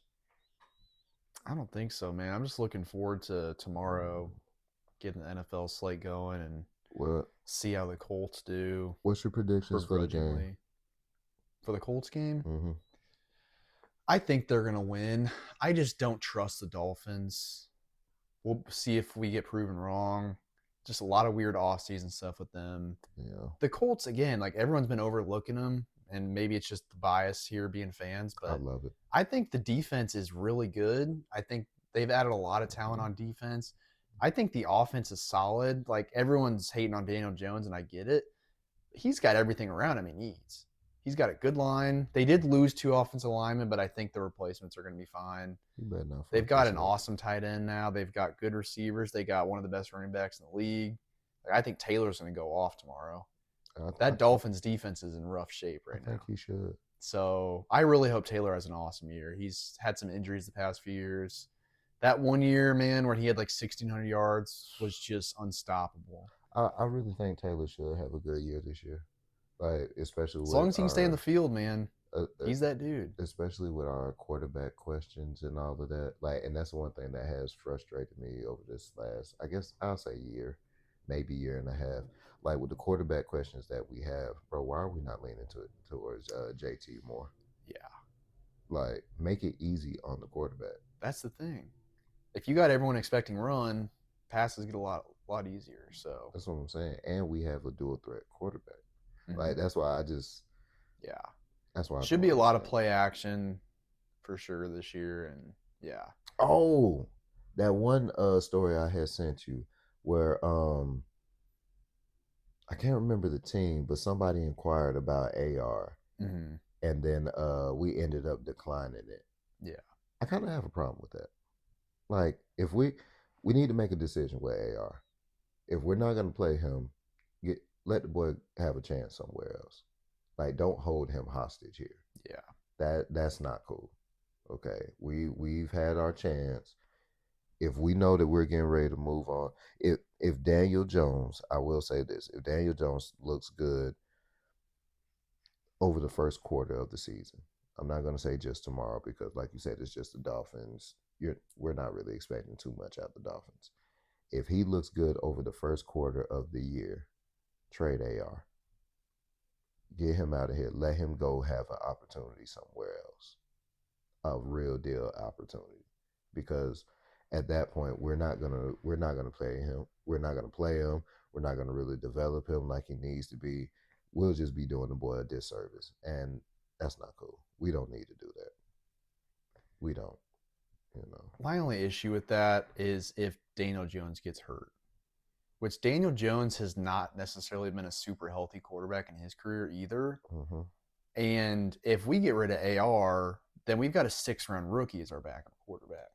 So if you've got a good team, and Steichen said that, he's said, I've been telling AR all this time, you're one play away. It takes one big hit for Daniel Jones to get out. And maybe it's something where he misses a week or two. Maybe it's something he's out for the year. You want a guy here that we know has a ton of talent. And I mean, as far as we know, he didn't lose the job like by a massive margin. I mean, it took him the whole preseason and all of offseason to figure out, like, all right, we want to go with Daniel Jones. But honestly, I feel like that was just for the media. I feel like they were It gonna go. might have been. I feel like they were gonna go to Daniel Jones from the time that we signed him. Yeah. I Just mean, my that's a personal. fair, yeah, it very well could have been that way. Right. I think they I maybe don't have wanted, any of that reported or anything. That's just my personal yeah. feelings. A I'm not lot gonna say of that. people have said that, and I think it's a fair thing to say because you pay a guy like 14 million bucks, you're gonna want something out of him. And That's a fact. AR has apparently, not really done what they've wanted him to do since he's been here. So Mm-hmm. I think that's probably fair. I think maybe they also wanted to see if the competition would kind of raise his preparation level a little bit. Mm-hmm. And what they've said at least makes it seem like he has kind of stepped up, and it still wasn't quite enough. But I'm pro trading him next offseason. But I think getting rid of a good backup quarterback when you have a team that should be pretty good, I think would be a mistake because you're going to get maybe a 4th round pick back. Like that's just not doing anything for you. So I do feel that. I that's do. my only problem. I totally get wanting to give him a chance, and I would love to see him thrive anywhere because I just really believe in his talent. But I don't think it'd be smart to get rid of a good backup player at any position for a draft pick. When But they're trying to win games. but can we say he's a good backup? I mean, look at some of the backups in the league. Shit, trade him for Shador. The Browns would love that. I'll tell you that. Okay, trade him for Shador, man. What I'm trying to think, what other backup would I want here? Fuck Jameis. Go get Jameis, man. Jameis, I would take. Yeah, Like, I go would take get Jameis. I'm In fact, I wanted Jameis. Well, I wanted Justin Fields. He was like my top because I knew AR was better than him. It's really what it came down to. I wanted Justin Fields because I'm like, I know AR can beat him. But then I was like, Jameis, if we could get him. I would like Jameis. Yeah. I really, really would. Okay, we need to eat a dub. But yeah, there's not a lot of good backup quarterbacks. Like Carson It's Wentz not. is currently the backup in Minnesota right now. So unless you want him back, No. that's kind of what we're dealing with here. No. And Minnesota's a team that actually tried to trade up for AR in the draft, so they probably would be interested in AR, but we're not interested in Carson Yeah, Wentz. That's I for don't, sure. I'd pay him to not come here. I don't want to do that. We have already. I don't want to do that to Wentz. Let me say that. Like, seriously. Yeah. Because if he came back, oh my God, he would never have a chance. He would be on such a short leash. Like, he wouldn't be able to be a quarterback. He'd be on a short leash anywhere. Yeah. I mean, he was a backup in Kansas City, and they got rid of him. Yeah, but So I mean, but just think about that. Him coming back here, yeah, bro. That would be a little harsh on him. It would. I wouldn't even. I couldn't even vouch for him to have any kind of success at that point. Like, you just got too much on your head, bro. Yeah. That's so. He's bounced around the league a lot. He might be on his last run here. He has, and that is crazy. But I will say there are a lot of backup quarterbacks that just stick around because for whatever reason, coaches like them. I mean, there's been a lot of quarterbacks that have coasted for 10 plus years being backups. We talked about it with Flacco. Because I loved Flacco when he was with the Ravens. Yeah. After he got with the Ravens, I thought he was out of here. Yeah. Them last 1 or 2 years, and then after he left with them, I definitely thought he was out of here. He was out of the league for a little bit. Like, the Browns saved him. Mm-hmm. So, but he's better than the guys I'm talking about. Like, I'm talking about guys like Chase Daniel and like Matt Castle. They were never like starting quarterbacks, really. Yeah. Case Keenum, like they were good. Castle. They were decent. Damn, you just pulled one out. Matt. Those guys made careers out of being backups, and they barely played. What was the name for the Steelers? Blackman. Wasn't that his name? Something Blackman. Man, I know who you're talking about. I can't think of his name. Oh, okay. Was it Justin Blackman? Well, he was a receiver. Justin Blackman was a receiver. I know who you're talking about. And Charlie Batch too. Charlie Batch. I remember him too. Yeah, it is a good couple of them that they really never did anything else. But that just lets you know how bad Curtis Painter was, because I've never heard him with anybody else ever. Yeah. We were dead ass wrong for that. Hey, he also contributed to us getting Andrew Luck. He was a part of that. He did. Thank you. So it was, I think it was 3 quarterbacks. We had Kerry Collins, we had Curtis Painter, and we had Dan Orlovsky. Those were our quarterbacks the year that we went 2-14. And I was in the building for one of those 2 wins, by the way. We did have Orlovsky. I forgot about that. Yeah. We Orlovsky was another backup that kind of stuck around for probably longer than he should. But and now he's got a thriving career as an analyst. Yeah, ESPN to be talking. He'd be talking. Like he was that guy. He's a smart dude, but wasn't not a smart player. Wasn't the best player. No, he famously ran out of the back of the end zone for Detroit when they went. I don't know if that was their 1-15 year or the 0-16 year. I think that was the 0-16. I think it was too. I ain't gonna lie. If you're the quarterback for an 0-16 team, they should never have let that out, because now every time I'm listening to his takes on stuff, it just kind of dilutes it. Yeah, just a little bit, bro. Yeah. You were 0-16. Like, it's only so much. But think about the situation you're in. You have a terrible line. You have receivers that can't get open. Bro, nothing is gonna make the quarterback look good on a team like that. I got you, and I need a guy like you to tell me that. But still, you went 0-16, bro. Yeah, like that is just gonna stick out in my mind just so much. Yeah, like 0-16. Yeah, I want to go look up his numbers just to see, like, was this really your fault? Yeah. Like, were you that bad, or was just the team that bad? It wasn't just Orlovsky that was a quarterback. They had someone else, and I can't remember who. Was Megatron over there? I think so. Oh, hell no. I think that might have been the team that helped them get Stafford, because they got Stafford with the first overall pick. Mm-hmm. I think it was that year they got him that. But they had the first number 1 pick. Like, they had a handful. A couple. They drafted Sue first overall, right? They did. Or was he second overall? They were up there. First. I feel like he was first. There was a year where they were 1-15 and some other team. Didn't the Dolphins go like 1-15 one year, or 2-14 or something? Like There's been some abysmal teams over the years. We don't see a lot of two-win teams anymore. There's usually 3 or 4 is like the worst team, but yeah, there's been some interesting. And that is interesting because we got more games now. Yeah, I think the talent level is just better. Like I don't know what it is, but the Browns went 1-15, and I think they had an 0-16 as well Yes. under Hugh Jackson. Yeah. Yeah, there's been some bad teams. Which that was one of the biggest mysteries in the world in sports to me. How the hell was he keeping his job for all them years? Him and Marvin Lewis, was it for Cincinnati? Yeah, them two. That was a question. Marvin Lewis hung on 3 or 4 or 5 years longer than he should have. Like, there was 2 questions I had for a long time. How in the hell are they still keeping their job? And they used to pay me because they were black coaches. So it's like, I don't want y'all to go anywhere, but at the same time, we gotta call a thing, man. Like, what is going on? Yeah. Hugh Jackson actually came from Marvin Lewis. He was the defensive coordinator for the Bengals. So not a good coaching tree. No. We'll just say that. No. I liked Hugh Jackson. I thought he was going to be good, but he was not. He was not. That's like Herm. Yeah. Herm. I always liked him as a coach, but yeah, that was another NFL coach that went to college and didn't work out for him.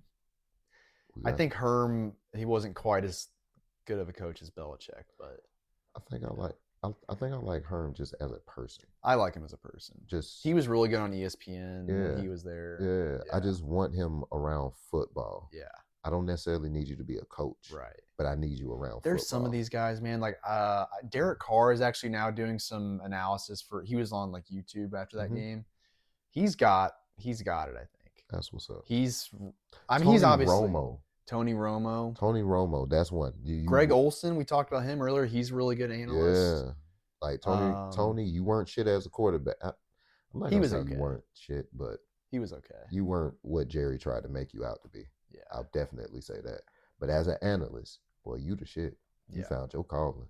You got it. Yeah. You definitely got it. I think Brady, wasn't Brady analyst? He started last year. It wasn't as good. He actually took Greg Olsen's place as like the top analyst for Fox and wasn't really deserved. Greg Olsen is really good. Is he anywhere else now? He's still there. He's still with Fox? Yeah. Okay. But I guess the way they do it is basically like you have a number 1 guy and he gets paid this amount. Then you have a number 2 guy and he gets paid this amount. So Greg Olsen got demoted for no fault of his own. Because he's making less money and he's calling the second best game instead of the first best game, basically. Which, he's wiping his tears with $100 bills still. He's making a lot of money to be the number 2 guy. But what I will say, if you're going to demote somebody for no reason at all, it got to be somebody like Tom Brady. Yeah. It got to be Tom Brady. It got to be Peyton Manning. Belichick, if he wanted to be an analyst. If Mike Tomlin, if he wanted to be, you know what I mean? It's certain people, like, it's like, okay, I get it. Yeah. Like, I can't even really fault you for that. Yeah. We know who deserves it, who should be here, but motherfucker, that's Tom Brady. If you got a chance to get Tom Brady on your broadcast. Yeah. He was fine. Like, he wasn't as bad as some people made it out like, but Greg Olsen's better. But he's also been doing it a little bit longer. So. Yeah. Give Brady a shot. Brady probably got to get used to it. Like everyone thinks they can do it, but man, sitting there and having to, because they don't want dead air. So like you have to talk. Someone has to talk for 4 hours. Yeah. And you've got to find a way, because football, I think there's 11 minutes where the ball is actually in play. Yeah. Like there's not a lot going on as long as it takes for the games to happen. You got to figure out something to talk about. You got to talk about the backup linebacker on the Seahawks. You got to find stories to interject in there, and it's not easy. And Brady he's never really had that kind of personality. No. Like he's a great quarterback, but I've never looked at Tom Brady like, oh, I really, really like Brady. Right. Like he's becoming a little bit more personable now that he's retired, I think. And I think he's figuring out how to talk on a mic a little bit better. That's good. But like coming from the Patriots, those guys are trained to basically give the media nothing. That's a fact. You know what I mean? So yeah, that is another point I ain't thinking. That makes it hard. Because there's a lot of guys throughout their career where it's like, they could be a good analyst or something at the end because they're talking to the media every week. They're really giving good information. Mm-hmm. Playing on those Patriots teams, you're getting boilerplate answers. Like, Yeah. there's not a lot of analysis going on. I did like Rodney Harrison. Mm-hmm. Wasn't that his name? Yeah, I did he like was on him. NBC. He still might be. I liked him as an analyst. He's good. Yeah. Like he wasn't, groundbreaking or nothing like that, but I did like him. I like Shannon Sharp too. Shannon Sharp's good. I like Shannon Sharp as an analyst. Yeah. He was real good before he went to the next level and did everything else. I like where Shannon Sharp was. Mm-hmm. Like he was one I could definitely say no, he was a good analyst. Yeah. I liked him. And Terry Bradshaw. I just like tuning in and just he's fun. Yeah, he's fun. Like he's another good one. Stop messing with these broadcasters. That's one thing They love to do it, man. They love to do it. Some of these broadcasters, like, they don't need to be touched at all. Like and I know this is switching sports with the NBA with Mark Jackson and Mike Breen and Jeff Van Gundy. Yes, that was one. That trio right there. Yeah, that should never have been touched. When they got rid of Jeff Van Gundy, I'm like, what are you guys doing? Like, yeah, man. What's and up? Was Mark Jackson the same time, or was that the year before? It was close. They were right next to each other. But what are y'all doing? Now they're demoting Doris Burke for Tim Legler, which I think might be a good call. But I like Tim Legler. I do. I like Tim Legler. I like Doris too. I do like Doris. I like Doris just for the history. Yeah. I think that's just what it is. I just like Doris. Yeah. Is she great or is she better than this person or that person? I'm not. I would have to really, really think about it. Yeah. But she knows ball, man. There's no denying that. She does. Hubie Brown was awesome. Yeah. And I don't know. I don't think he's doing it anymore because he's getting up there. Yeah. But Hubie Brown has been an awesome announcer as well. I understand that. For my Knick games, is it Mike Breen, Clyde? Yep. And we always have somebody else on there. Clyde is something else. Yeah, man. He come. Oh my God, some of these words. He's always got the suit that some people can't even imagine the suits that he puts together. But then he gets on that mic, and yeah, he's fun, man. That was ubiquitous. Clyde, what's up, man? What we doing? He's got the dictionary out for sure. But that's my boy, man. I love watching my Knick games, man. Yeah, I love them. Knicks have always had a great announcing group. That's what I'm saying, man. When we're a good team, the league is just better. It just is. Yeah, it is just better. All right, I think that pretty much wraps it up for sports. So let's get into the finances, the stocks. What's the staple stock of the week? What we doing? So I'm going a little bit off the beaten path here because stocks have like a little bit slowed up recently. It's been kind of up and down depending on what you're in. Like a lot of the tech has specifically taken a little bit of a step back, which is probably good because it was getting pretty crazy there. Yeah. So on the flip side, I've been looking at like gold and stuff lately, or like just mineral mining in general. Okay. So my stock for this week is Newmont, which is up. I think it's like 20% in the past month. Nice. And it's been up this year for a while now, which they're basically just like, I mean, mostly gold, but they do like silver and some other stuff as well. And man, when this economy is just so, it's hard to like, my thing with money is that it's made up, you know, paper money's made up. So any sort of hedge you can have against that, because all of a sudden people could decide, oh yeah, like this is worth less. Like we saw with inflation a couple years ago, we put a bunch of money in the economy and all of a sudden it's worth a lot less. With actual materials like gold and silver and minerals, that is all utility. Like you can use those. And that's why our economy was backed on gold for so long. Yeah. Of course, they took it off the gold standard and, you know, money has gotten inflated like crazy. But so I like to kind of look at some of those other options, and obviously something like Bitcoin is like a digital gold, they used to always call it. Hmm. And I think that's a decent comparison, but it's still generally made up money. Whereas gold has always had value because it's useful, and Yeah. silver and other minerals, those have had value because you could say, hey, we could burn the economy to the ground today. There's still going to be use for gold. If there's Yeah. people on Earth that want to build stuff, Yeah. like all these computer boards and chips and stuff, they're using rare minerals to build them. So that's kind of where I'm at now. It's a little bit of a hedge against other things. A lot of times, fall we might not see stocks run as much. So something like that is kind of where I'm looking right now. It is one. It's an IPO that came out this week. I want you to kind of look at research. Let me know what you think on them. Klarna. Oh, I know about Clark. Klarna. They Yeah. got their. They had their IPO, and I know personally for me, I have used Klarna a nice little bit. They've definitely helped me. Shit, they can help the podcast out. Shout out to Klarna. Okay. And I know other people who use it and utilize Klarna a lot. So that is one I was gonna kind of look. Just got busy as hell, and it was one I did want to mention to you. So Yeah. yeah, I do know a little bit about Klarna because I actually wrote an article a few months about them. nice. Not in necessarily the best light. Hmm. They have seen a little bit more like delinquencies in some of those payments. That scares me a little bit. But the thing is, anything in finance where it's like if you're lending money, like every bank is going to have defaults where they just say, hey, Hmm. take the L, like this person's not going to pay it back. It's Klarna, you see that a little bit more, I feel like, than maybe some of those other banks. But I mean, they've had success. They've grown for years now, and getting to a point where they could IPO is says something. So Yeah, I'm gonna dig into a little bit more, but I am coming into it with a little bit less optimism probably than some people might, but we'll see. because that is one thing. When I did see they were up for IPO, I was like, really, Klarna?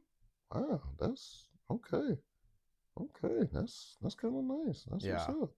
Sometimes IPOs could be a low key sign that they desperately need money.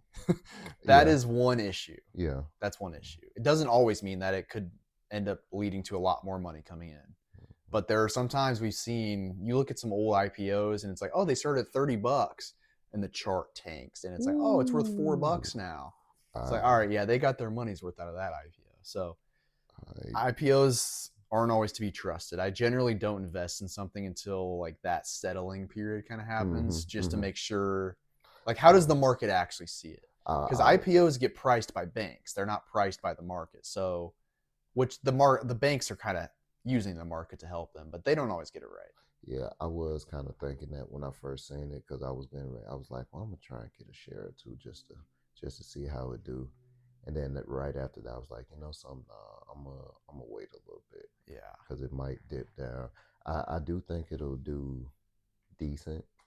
I don't know if it'll be like we'll make gook up some money on it or anything, but I do think it'll be decent because it is something I do know. That's something in it's my definitely getting world. used. Yeah.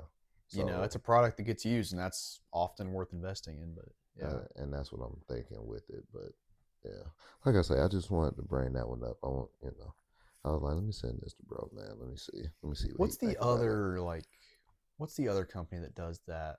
Where you can like Um, affirm or whatever. yeah, yeah. I don't know if they're public or not. I feel like but that's another one that's similar ballpark. And I saw Affirm before because I think they had a relationship with Walmart or something. So Mm-hmm. Yeah. anytime you go on Walmart and want to do that, you're using Affirm most of the time.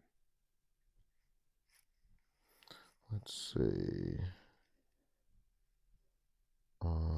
They had an IPO in January 2021. Oh shoot, okay, yeah. So they've been around a while. Okay. So that might be a good comparison point. See how that's done. I'm sure the numbers are a little bit different, but I would Let's imagine see. Affirm is bigger than Klarna because Klarna is definitely a younger company. Yeah. So Let's see, what is there? Um, Affirm is at 87.35 per share, and when they first IPO'd, they were at 49 per All right, share. so it's doubled. So Yeah, and that's been since 2021. So what did that take? About 4 years to double. it's pretty good. That's what's It's up. pretty good. Actually, you know something? Let me see something. Firm stock and first year. In the first year, it was extremely volatile. Um, it doubled what it opened at, and then experienced a 38% decline. Um, by November 2021. So it was still up that Yeah, first year. yeah, But that's why you got to watch out because you see it double right off the bat, and it's like, oh, let me get in. It's probably not going to double again after it already doubled. that's a fact. Because if that happened, that IPO would have been terribly mispriced. By the end of its first calendar year, um, it has seen a significant increase, rising over 100% from its IPO.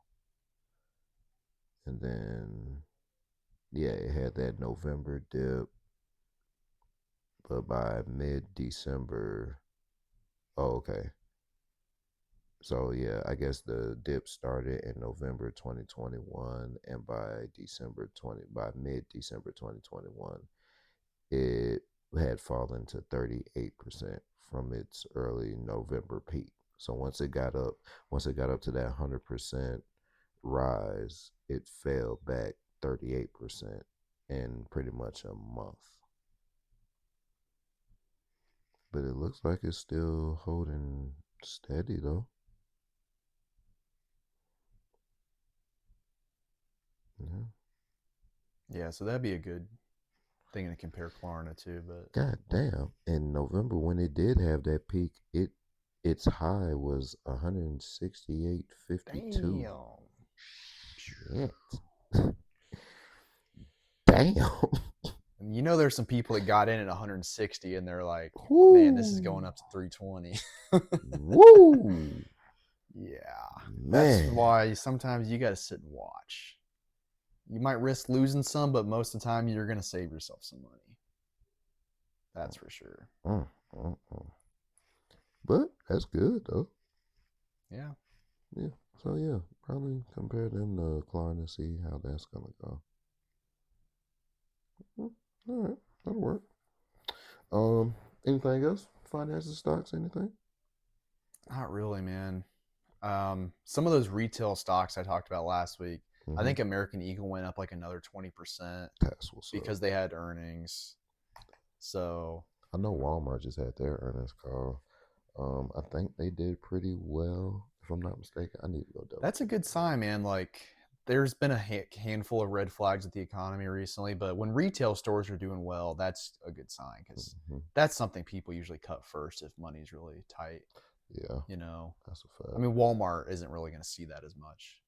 Walmart does well in any economy. Yeah, it's You probably won't have people buying TVs as much, but they I mean, still they've got everything there. yeah they still gonna buy everything Yeah. else. So But a place like Dick's Sporting Goods or American Eagle, yeah, you yeah, know, you're not buying golf clubs if you're tight on money. no, You're not going to Build a Bear Workshop. fuck no, no, not I at don't know how all. much the bears cost, but Too damn too much. damn much. I know. I don't know either, but too But you much. know, You know some. You know some. Just cause we I got think yeah. I got a bear from there when I was a little kid. I obviously don't know what it cost, but it was. I mean, I can't even guess what it could be because you're customizing it. So like the bear itself is probably not expensive, but all the little gear you put on it, you know. Um, I just did a quick little Google search. The highest one that I'm looking at right now, the Build a Bear Star Wishes teddy bear, is $45. Yeah. The lowest one I'm looking at, Build-A-Bear birthday treat, Ted, whatever the hell that is, $14. Okay, 14's not bad. But 45 is definitely up there. But I don't. People spending $45 on a lot worse stuff, though. That's a fact. So That is a fact. Hell, I probably spend $40 on GARs alone. Forget what I put in them, just GARs. Okay. That's one thing they need to come down on. So let's see. Whoa. Okay, so now I'm on the website. Okay, that's just huge. That's why I'm looking at a Build-A-Bear for $128, but it's damn near life size. Okay. So I understand that. The Sanrio skeleton Hello Kitty plush Halloween gift set.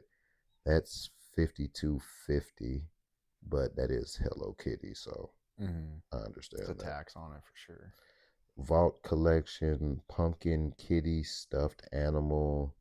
That's $40.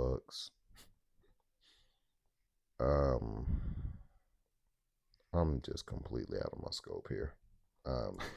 Like, I barely even know what I'm looking at right now.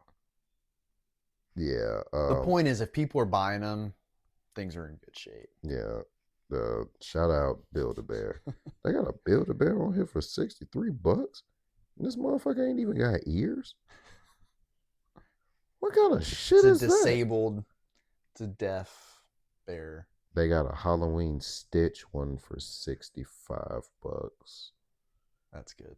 So I'm gonna say for the regular size ones, I'm guessing about $20 to $60. Yeah. That's, I guess, what I'm getting out of this. That is still tripping me out because this motherfucker ain't got no ears. And it's $63. Like, what is so? You got to pay extra for the ears, bro. That is wild. That is wild. Is that what makes it $100 bet? I'm getting off of this shit. Yep, just gonna leave that alone. Let's see. Anything else? I think that's the perfect place to end right there. Yeah, that's it. Just going through the Build-A-Bear website. $63 for an earless bear. What the fuck is going on in the world? But that's it for us today. We'll be back next week. As always, Trizap Triple C TV. Dylan. With me, brother Dylan, man. Y'all have a good week. And go get y'all a Build-A-Bear. And make sure it has ears. And eat Chili's. Eat Chili's, every week. Eat Chili's. Go Colts. Go Knicks. Go Pacers. Get well soon, Halliburton. Want to see you back so we can beat your ass. Yeah, that's it.